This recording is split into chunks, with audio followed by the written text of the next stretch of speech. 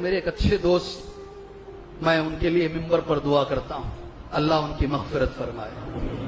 9 سال میرے پیچھے نماز پڑھے ہو، میں امام رہا کنٹینیو 9 سال ایک مسجد میں۔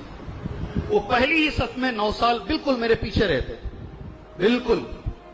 ان کو لگا کہ ان کا وقت ختم ہو رہا ہے، انہوں نے مجھ سے کہا میری وصیت لکھو مولوی صاحب۔ وہ عالم نہیں تھے، وہ میں مذاق میں ان سے بولا کرتا تھا، کوئی مصلی جب امام سے مذاق میں آ جاتے ہیں، بے تکلف ہو جاتے ہیں، میں بولتا آپ اتنا جلدی نہیں مریں گے، کیوں جلدی کر رہے ہیں؟ بولتے نہیں لکھو شیخ۔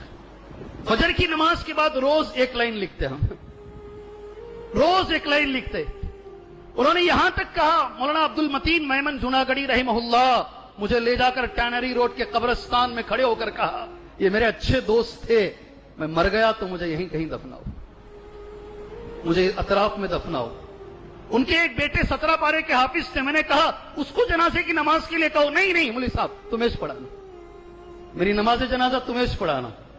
3 مہینے میں انتقال ہو گیا، اللہ گواہ ہے جی۔ 2 بیویاں تھیں، ان کی 18 بچے تھے۔ اس پر آپ ہنسیں گے اس لیے کہ بچے زیادہ بولے تو بہت سارے لوگ مذاق اڑاتے، اڑاؤ، اور آپ کا نہیں مذاق اڑاتے، آپ نبی کی حدیث کا مذاق اڑاتے ہیں۔ آج کل ہمت بہت ہے مسلمانوں کو، بڑی ہمت ہے، بچے زیادہ ہیں تو پہلے ہنس دیتے ہیں۔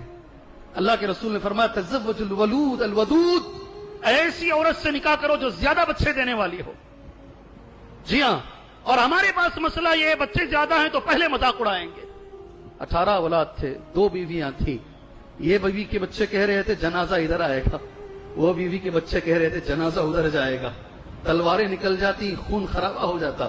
انہوں نے وصیت میں ایک بچے کا نام لکھ دیا، کہا اس کا گھر گراؤنڈ فلور پہ ہے، اس کے گھر کا حال بڑا ہے، آنے والوں کو آسانی ہوگی، اس لیے میرا جنازہ وہی رکھا جائے۔ سارے بچے سر جھکا دیے، بولے میرے ابا نے لکھ دیا ہے، میرے باپ نے لکھ دیا ہے، اب آگے رہا کیا ہے؟ اس لیے لکھو، حدیث سنو، راوی کون ہے؟ حدیث کے راوی کون ہے؟ جی اے جمعہ کے میرے ساتھیوں، حدیث کے راوی عبداللہ ابن عمر ہیں رضی اللہ عنہما، کہتے ہیں ان رسول اللہ صلی اللہ علیہ وسلم قال، بے شک نبی کریم صلی اللہ علیہ وسلم نے فرمایا، ما حق امرئ مسلم لہ شیء یوصی فیہ، کوئی بھی مسلمان اگر وہ کچھ وصیت کرنا چاہتا ہے مرنے سے پہلے، سبحان اللہ، یبیت لیلتین وصیتہ مکتوبۃ عندہ، 2 رات گزرنے سے پہلے پہلے، اے میرے ساتھیوں 2 رات گزرنے سے پہلے پہلے ذہن میں وصیت آ گئی، نبی کا حکم یہ ہے 2 رات گزرنے سے پہلے پہلے وصیت لکھ کر اپنے پاس رکھ لو۔ حدیث بخاری میں ہے، سبحان اللہ۔ اور ڈرو نہیں، مرو گے نہیں جلدی، مرو گے تبھی جب موت آئے گی، ابھی وصیت لکھ لیے تو کہیں کل ہی مر جائیں گے۔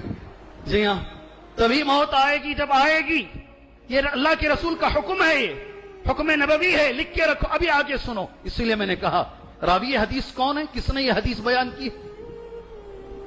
اپنے دل میں کہہ لو، ابن عمر نے۔ کس نے؟